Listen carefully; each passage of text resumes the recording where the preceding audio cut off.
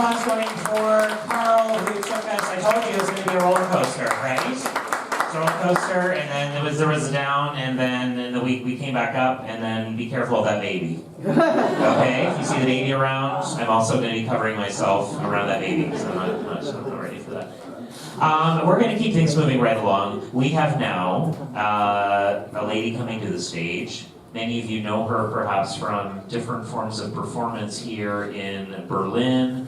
She is doing comedy not only in English, but in Spanish, in German. She's amazing. She runs a weekly show which has become an institution on the Berlin cultural scene called Sunday Slips. Has anyone heard of Sunday Slips? Incredible, eh? Big round of applause for that show, please, because it's the kind of place.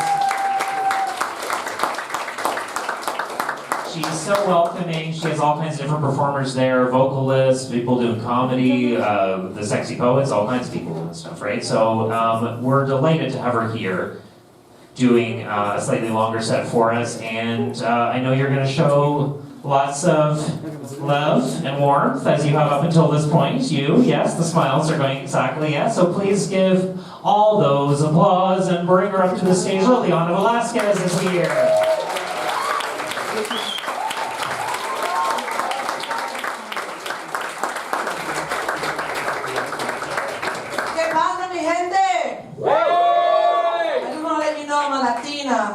I know I'm white presenting. I've been living in Germany for 8 years, and it has been the best thing for my mental health, and the worst thing for my styling. It's difficult. But one of the things I'm really honored to be here tonight. I'm very much an advocate of taking care of ourselves, self-care. By that I mean masturbating. I'm sure you know. But it's really important because we change in life. We change from childhood, every 10 years, every situation, a traumatic event, a positive thing, a career path, who knows? A great lover, a forgetful one. Everything changes us. And in the end, the only person that you're responsible for is you. So I don't have any therapy in my life. I've just started going to therapy for the first time. Yeah. I'm gonna have to say that more often. That might get me laid.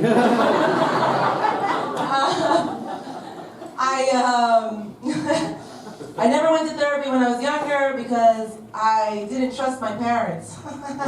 Because they're Latino Republicans. So it was like, yes, thank you. So it was difficult because I was a wild child. I grew up Colombian American, so that means American American. To be clear. And I grew up teaching my parents how to speak English as their child, because they were immigrants and my birth gave them double nationality, because I was born to be a superhero. That's right. From the moment I came out of my mom's pussy, I was like, equal pay! Yeah. I believe in boundaries, not borders. Yeah.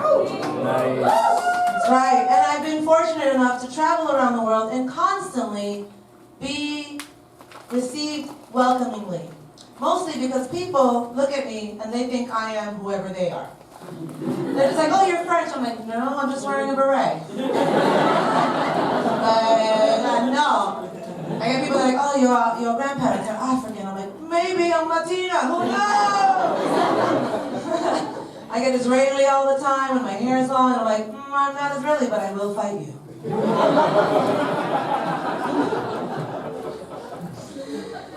So I realize that I reflect things to people and they don't know exactly what I am. And they're like, you're serious that you're Latina? I'm like, yeah, I'm Latina. They're like, no, you're not Latina. I'm like, you want to date me to find out?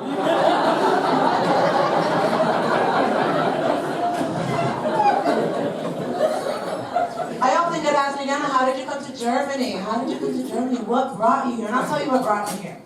First of all, I was in my 30s in New York City, and a German man decided that he was going to fall in love with me without me knowing, because that's how Germans do love. So for years and years, this man followed me around and took me places and took photographs of me, and I was his muse. He wrote a book called Muse, and it's just pictures of me everywhere. And I'm vain enough that I was like, I'll do it.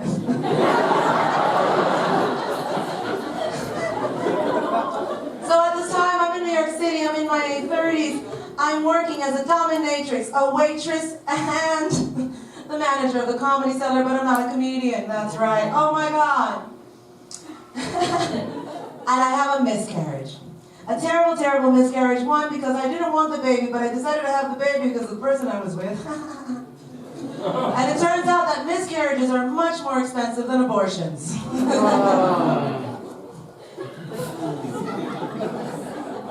So I'm there at the Comedy Cellar as the manager, and I'm sitting down, I'm just depressed, and all these people, they know me, they know my face. You know why? Because I charge a lot of comics for sex. So they know that I'm going through something. They're like, yo, Liliana, what's up? Why are you tango dancing? Why are you on billboards anymore? What's happening? Hey, I've been on billboards. They're mostly for sex toys, but it's still my face. Put a little spring in your step. So they pushed me into comedy, and I tried out, and one of the best pieces of advice that I ever got from a famous comedian that I'm not going to not name, he's going to remain nameless, Keith Robinson. I got off stage the first time, and I was number 44th on a lineup in Times Square. That's what it takes in New York City to be a comedian. You gotta wait, and wait, and wait, and suck a dick, and wait. Well, I do it consensually, just to be clear, because I'm more offended by a dry elbow than a ball sack.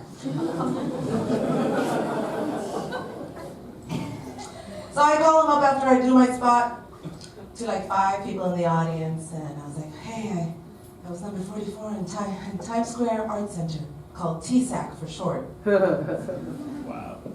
He's like, all right, you did it? I'm like, yeah, I did it. I did my first comedy set ever. And he's like, how'd it go? I'm like, I was horrible. It was terrible. And he's like, how do you feel? I'm like, I love it! Oh, I'm invigorated! So now it's been 15 years. I ended up moving to New York City, to Berlin from New York City, and everybody's like, you left New York to be a comic in Berlin? What's wrong with you? And I was like, health insurance, bitches.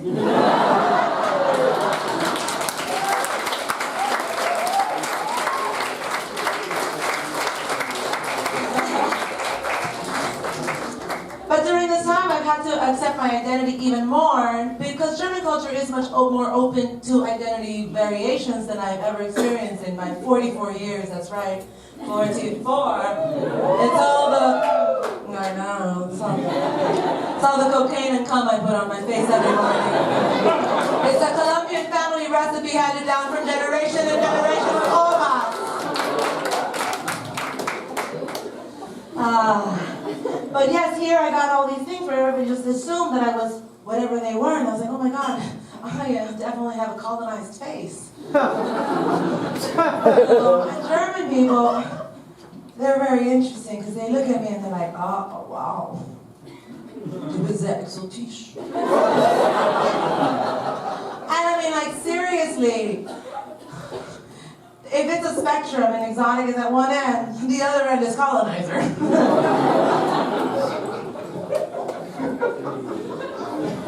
It's funny because it's true, right? So, being that the economy is so bad right now with everything that's going on in the world, I don't mind a little papi colonizer if you're giving me gasolina. It's expensive. Y yo quiero gasolina, papi. So I've been here, and things that bother me, things that drive me insane are associations about like where I'm from or what I do, and you know, like people, I get to a party and they're always like, oh my gosh, she's Colombian, she's gotta have cocaine. And I'm like, yo, I got a pussy. I don't have no cocaine guy's number because I always get it for free. You're gonna have to buy it and give it to me, as it always is done.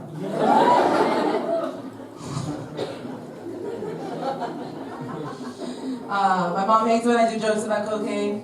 She gets so mad at me. She's like, ay, Liliana, por Dios, you are giving our country a bad reputation.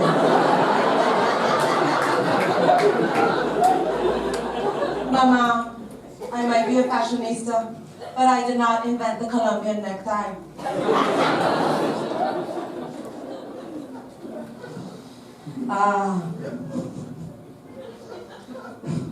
I moved here because this German man invited me to live here.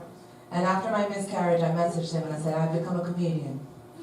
I'm going to move to Los Angeles, where I will live in someone else's car because I'm used to chauffeurs. Small, big thinking, you know? And he responded to me in an email. Hello, Liliana.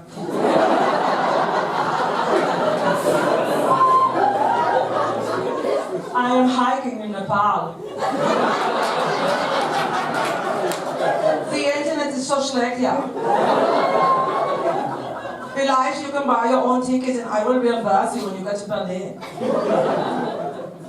Now, as the classic Liliana that I am, I responded, if you can fucking send this email, you can buy my fucking ticket. A week later, guess who was having a romantic comedy at Tegel Airport? That's right. That's right. Then he asked me to move in with him after 1 week of being here. He's like, I want you to live with me in Germany. I was like, what?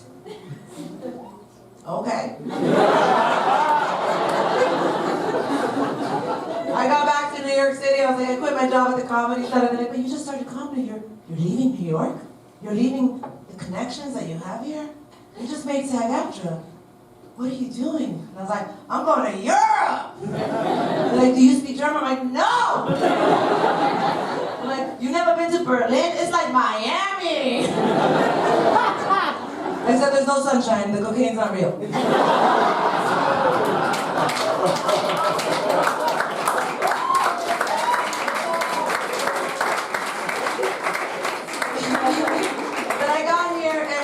We dated for 2 years after he had been an employer of mine as a photographer and muse for 8 years. 8-year friendship, 2-year relationship. And one day, this man looks at me and he says, Oh my God, Liliana. How are you? ich wusste nicht, dass du so viel Aufmerksamkeit brauchst. For those of you who don't speak German, he said, oh my God, Liliana, I did not know you needed so much attention. Okay.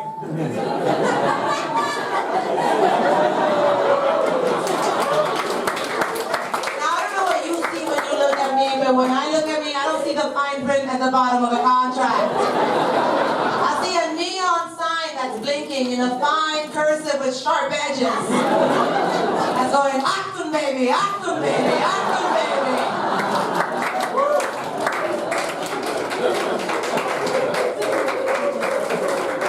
He's dead now. Not my fault. But I'm sure that if we had dated longer, he'd still be alive. Because I wouldn't let him do all those things Germans do, like, I want to be alone all the time. I'm going hiking for 3 months for no reason. I will be taking the Volkswagen van and the motorcycle with me to go nowhere for no reason for so long. You're okay, you have access to my bank account. Everything's taken care of. The last time he did that, I was like, motherfucker, if you don't come home in 2 weeks, I'm gonna shave my head. He's like, you would never do that, you know, I love your hair so long. I take so many photographs of you, you're so beautiful with long hair. I'm like, I'm beautiful with everything, what the fuck? You come home in 2 weeks or else I'm gonna make this apartment a vacay.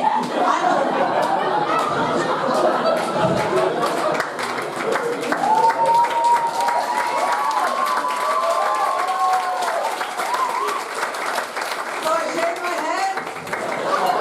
I sent him a video. He cried.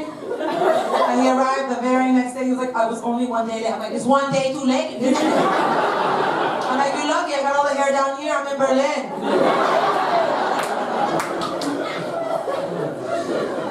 I was looking at the mental. Does everybody have one of these? Isn't this awesome? I just want to say I feel like there's a few categories missing. I see that you leave some blank spaces, but tell you what's it. Go for a walk.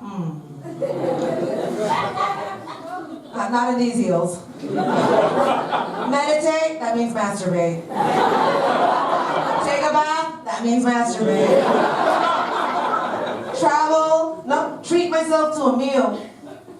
That could mean masturbate. Call my loved ones, that's not gonna help my mental health. Write something, this is my fucking career, that's all I do.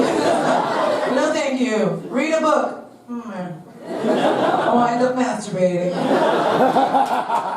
Allow myself to cry. Well, that's why I masturbate. Make it a joke.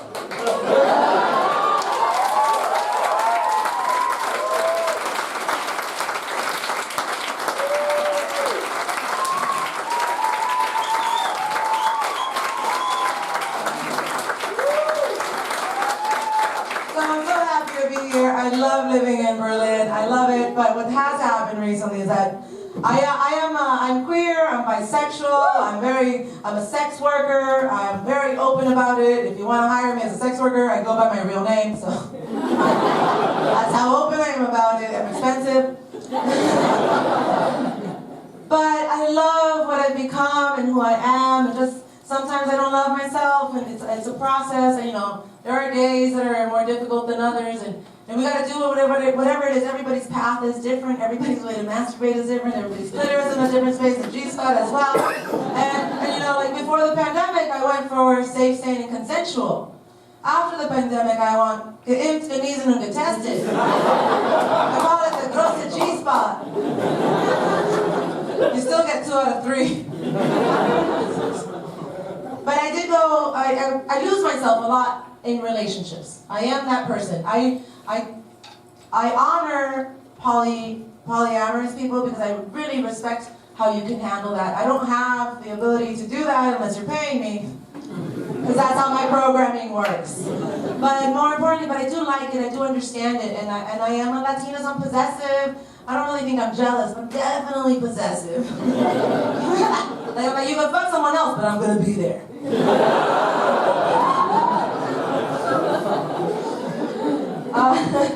So my last relationship was a beautiful relationship. We worked together for 5 years, and we broke up often because that's passion, right? And in one of our breakups, I was like, fuck, I think I should go to therapy. Maybe I should go to therapy to figure this out. And then I was like, nah. I'll just fuck his friend. So I did.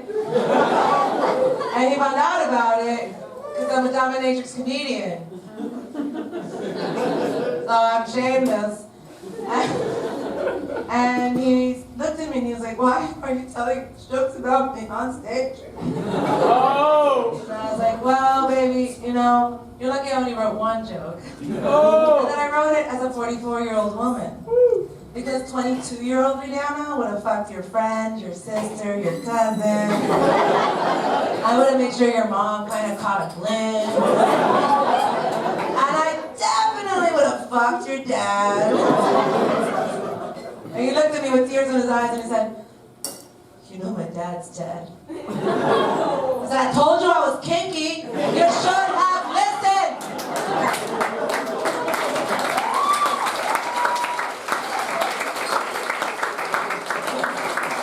So it's been exciting because I don't do online dating, but post-pandemic, life changed a little bit. I mean, I never did it because it's like giving it away for free. But I was like, wait a second, I'm being too judgmental of people. And in the pandemic, it was really difficult to meet people in person. So I tried it. What a mistake. Look, I had a guy write me online and he said, I think we have a lot in common. I would like to take you out for a walk. A walk? I could walk myself. I was like, no, you don't understand. I just want to get to know you. We can walk through a park aimlessly. I'm like, walk through a park aimlessly? That's how we get murdered. What's wrong with you?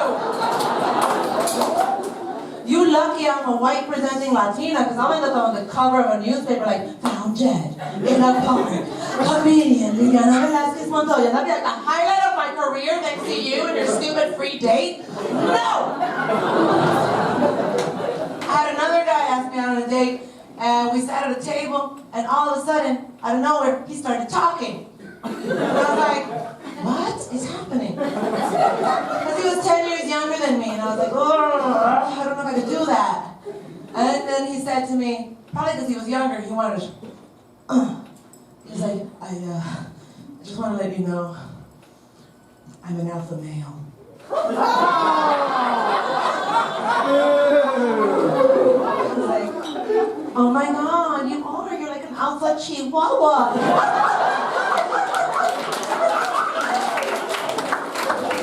So cute. Who's little alpha male? Who's the real alpha male? Are you an alpha male?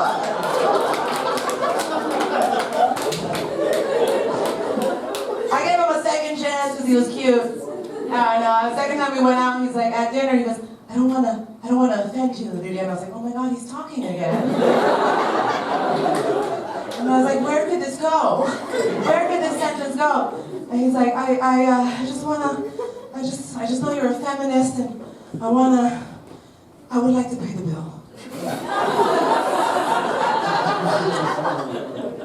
And I was like, Papi, I am a feminist from 1977. You are